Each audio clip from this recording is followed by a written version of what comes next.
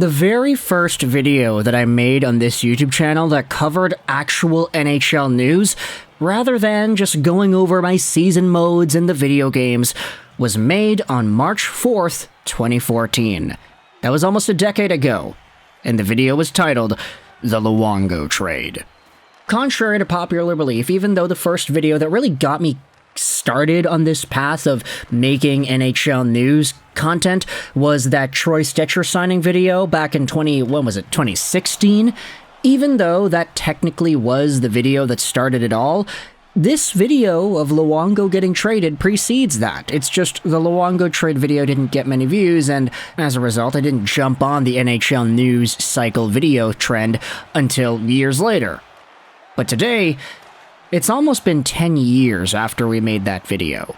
And now we have ourselves the news on September 27th, 2023, that Roberto Luongo's name is going up into the Ring of Honor. Take a look at this tweet made by the Vancouver Canucks honoring the greats. On December 14th this year, as your Vancouver Canucks take on the Florida Panthers, Roberto Luongo will be inducted into the club's Ring of Honor. And this, honestly, is fine. I like it. And it's one of those things where you're going to have a bunch of people saying, okay, cool, we're going to have Lou in the Ring of Honor, that was the right choice. And then you're going to have a bunch of other people saying, okay, wait, why did they not retire his number? Why?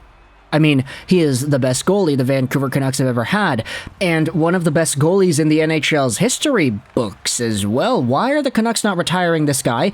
Why, after having such an amazing, beastly stint in the Vancouver Canucks system, is he not getting his number in the rafters alongside of Henrik and Daniil? What's up with that? And to me, this is where I feel we get into semantics and we get into history. Because Roberto Luongo's number 1 is a number that was always contended in terms of whether or not it was retirement worthy, not necessarily because of Roberto Luongo himself, but because there was another one that suited up for the team 30 years ago that was also pretty gosh darn good. His name was Kirk McLean. Now, Kirk McLean is a guy who didn't have his number 1 retired. He had a stellar playoff run going to the '94 Cup Finals, and the Vancouver Canucks lost in Game 7. As the Vancouver Canucks with Roberto Luongo lost in Game 7 when they went to the finals in 2011, 17 years later. Now, I don't want to say that Kirk McLean was the sole reason for Vancouver not retiring Luongo's one and instead putting it into the Ring of Honor.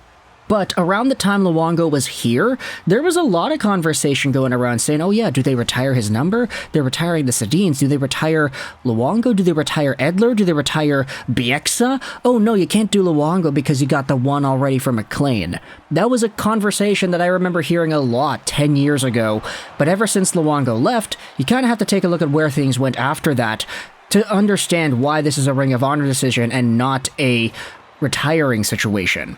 You see, Luongo was drafted by the Islanders in '97, had a brief stint in that prospect system and eventually played some games, but then he was traded to Florida and played out his 2000-2001 with the Cats. He was already a stellar goaltender in this process.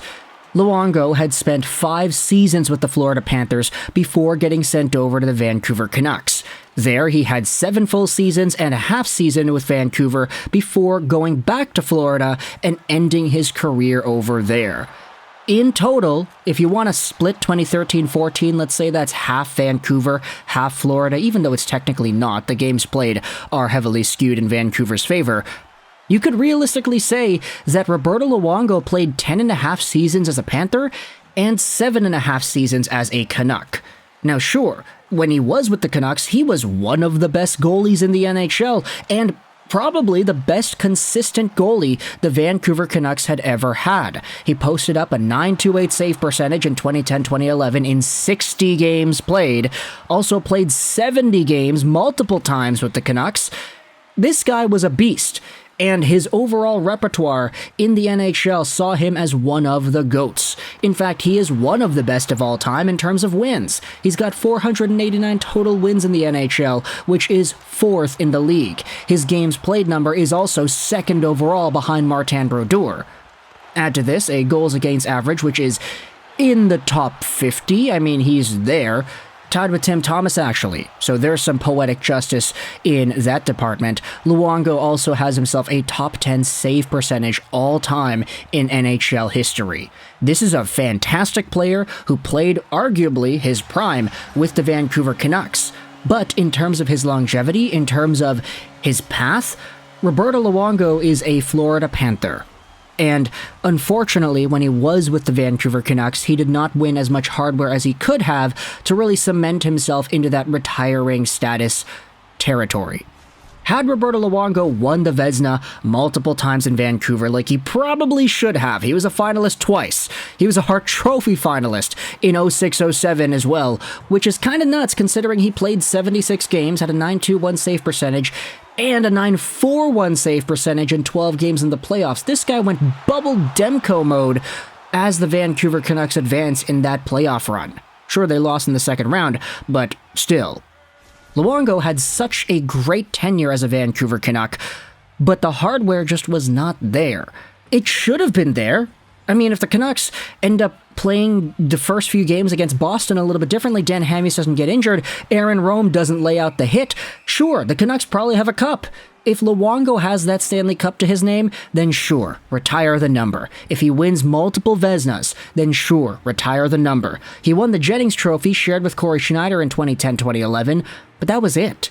Unfortunately for Luongo, his dominant tenure with the Vancouver Canucks did not award him as much as it awarded Kirk McLean, because McLean was also a two-time Vezina finalist for the Vancouver Canucks in 89 and 92, so there wasn't too much of a differentiation there. And when it comes to messaging, and I feel like this is also a pretty important part as to why they're not retiring his number and instead putting it in the Ring of Honor, the Vancouver Canucks probably don't want to commit too many retired numbers to different eras that did not win Stanley Cups. Retired numbers are supposed to be the holy grails. These are the ones that are absolutely never untouched cornerstones of the franchise.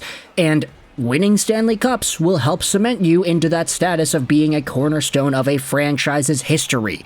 For Vancouver, they already got two guys from that era, Henrik and Daniel Sedin, to be brought into the rafters, and you can't argue with those guys. Lifelong Canucks, always gonna be there, still with the team today, even going back, Naslund, Bure, Linden. It took Bure a while to get his number retired too, but his peak was so gosh darn high. Multiple award-winning seasons, 60-goal seasons. He had won the Richard Trophy before the trophy was even a thing. He was the #1 goal scorer in the NHL as a Vancouver Canuck. Now, sure, all of his Richard trophies came after Vancouver. He got traded to Florida and then won all those Richards, but Pavel Bure was literally the best goal scorer the Vancouver Canucks ever had, and a league-defining talent. So him being in the rafters, that's totally fine, makes sense.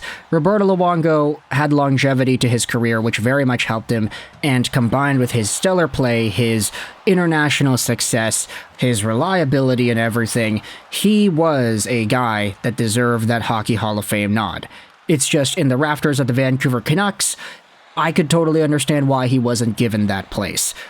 Even with, like, the Tortorella stuff, to be honest, like, if John Tortorella just didn't fumble the bag in 2014 with Luongo, Lack, and the Heritage Classic, then who knows? If Luongo stuck around in Vancouver, still played his heart out, and still was good, maybe there comes a time where he spends the majority of his career as a Vancouver Canuck. Not this 10.5 years with Florida, 7.5 with Vancouver stuff, where he pretty much is a Florida Panther at heart. Not to mention how he retired early, and that put the Canucks in a really bad cap recapture situation that lasted for a few years.